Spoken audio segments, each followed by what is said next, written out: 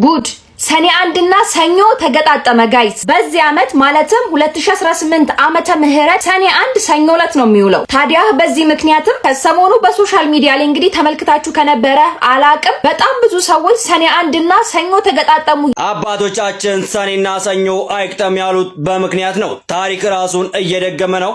አትሶነ ሰኔ ብሕቲ ስለዘለሲ ጽቡቅ ድዩ ወይ ማሕማቅ እዩ ትብሉ ብዙሓት ጠየቅተለኹም ከምኡውን ብምድያታት ትጽሕፉ ብዙሓት ኣለኹም። ስለዚ ብሓፂሩ ብሓቲ ሰነ ስለዝብሓተ መከራ ኣሎ ቸነፈር ኣሎ ዝብል መፅሓፍ እውን ኣይተፃሓፈን ማለት እዩ። ከምኡ ዝብል ትንቢት እውን የለን። ስለዚ ካብ ዕለታት ሓደ መዓልቲ ወይ መከራ ወይ ጦርነት ወይ ቸነፈር ገጢሙ ክኸውን ክእል። ስለዚ በኣ ሒዝና እንነጋገር ኣለናና እዚ ጌጋ እዩ። ሰኒ ስለዝብሓተ ሕማቅ እዩ ዝበሃል ኣባሃላ ክንብሎ የብልናን ኣብ ኣፍናም ኣብ መልሓስናም ክነትዎ የብልናን ክንናገር የብልናን። ለምሳሌ ስንጥቀስ ሰነ ዝብሓተሉ 1979 ዓመተ ምህረት ሶኒ ብሕቲ ነይሩ። 1984 ዓመተ ምህረት እውን ሶኒ ሰነ ብሕቲ ነይሩ። 1990 ዓመተ ምህረት እውን ሶኒ ብሕቲ ነይሩ ሰነ ማለት እዩ። 2001 ዓመተ ምህረት እውን ሶኒ ሰነ ብሕቲ ነይሩ ማለት እዩ። 2012 ዓመተ ምህረት እውን ሶኒ ሰነ ብሕቲ ነይሩ። 2018 ዓመተ ምህረት እውን ያው ሕፅረ ቢና ብሕቲ ኣሎ። ስለዚ ሶኒ ሰነ ስለዝብሓተ መከራ ክመጽእ እዩ፣ ስደት ክመጽእ እዩ፣ ጦርነት ክለዓል እዩ እንብል ገጋ ባህላ እዩ። ከምቲ ሓደ ተኣይል ወለ ኩሉ ሓደ መዓልቲ ሕብሽቲ ጸጊውስ ኩሉ ግዜ ትክም ስራየ ያው እንዳ ክርስቲያን ትክ ኮ እዩ ዝግገር ዘሎ ዝበለ ከምኡ እዩ ንብሎ ዘለናና።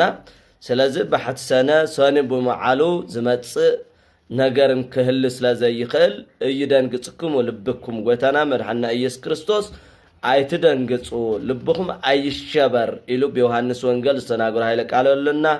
ስለዚ ኩላትና ናይ ሰነ ባሕቲ ሶኒ ውሕተሎ ናይ ሰላም ናይ ፍቅሪ ናይ ሓድነት ባሕቲ ግበረና ኢና ክንጽልይ ዝግባእ እምበር ኣፍ ይፀውኦ ሎሞት ብኣፍና ሕማቅ እዩ እናበና እንናገር ኣለና እሞ ስለዚ እዚ ከኣፍና ክነውፅኦ ይግባእ። ስለዚ ሰነ ሶኒ ዝብሕተሉ ኩሉ ግዜ እዩ። ሰላም ዝሓለፈሉ ሰዓት ኣሎ፣ ሕማቅ ዝኮነሉ ሰዓት እውን ኣሎ። ለምሳሌ 2001 ዓመተ ምህረት ታይ ነይሩ ክፍኣት ነይሩ ዶ ስኩላትና ድሕር ሚሊኒየም ዘነበረ 2001 ዓመተ ምህረት ጽቡቕ ዓመት ነይሩ ማለት እዩ። ጦርነት አይነበረን። ስለዚ ኩላትና ነስተውዕሎም 2001 ዓመተ ምህረት ያ ናይ ጽቡቕ ዓመት ና 1990 ዓመተ ምህረት እውን ተወሰነ ነይሩ ጦርነት። 84 ዓመተ ምህረት እውን ጽቡቕ እዩ ነይሩ ማለት እዩ።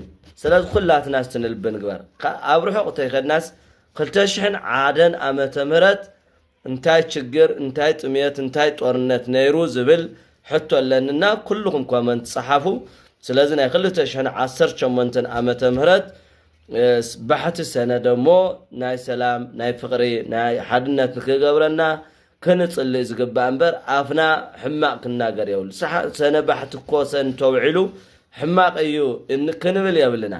እንጽሕፍ ሰባት እውን ልቢ ክንገብር ይግባእ። ሰው ክነሸብር የብልናን፣ ሰብ ክነደናግጽ የብልናን። ብጸሎት ኢና እኮ ክንጽልይ ዝግባእና። ኩሉ ግዜ ባሕቲ እኮ ኣብ ምህላ እዩ ኩሉ ግዜ ማለት እዩ። ሓምለ ይኹን ሰነ ይኹን ጉንበት ኩሉ ግዜ በተለይ ኣክሱም ጽዮን ኩሉ ግዜ እስካብ 7 መዓልቲ ባሕቲ እዩ። ኣብ ዝተፈላለዩ ኣድባራት እውን ሰኒ ባሕቲ ጀሚሮም ክሳብ 7 ይምህለሉ ማለት ኢና። ስለዚ ምህላ ኢና ኩላትና ኣይንጨነቕ ኣይንሸበር። ናይ ሰነ ወርሒ ሰነ ሶኒ ስለዝብሓተ መከራ ክህልዎ ኣይኽእልን። እዚ ደሞ ኩላትና ንእመን። ስለዚ 30 ጉንበት ብሰላም ዝፈጽምና ወርሒ ጉንበት ብሰላም ፈጽምና ናይ ሰነ ወርሒ ደሞ ብሰላም የፈጽመና ኢና ጸሎት ክንገብርና ዝግባእ እሞ ክንድንግጽ የብልናን። እንደገና ሕማቅ ክፉእ እውን ኣይኮነን ማለት እዩ። ስለዚ ለይተጻሓፈ ምንጋር ኣድላይ ኣይኮነን እሞ ሰላም ባሕቲ ይግበረና። ኣሜን።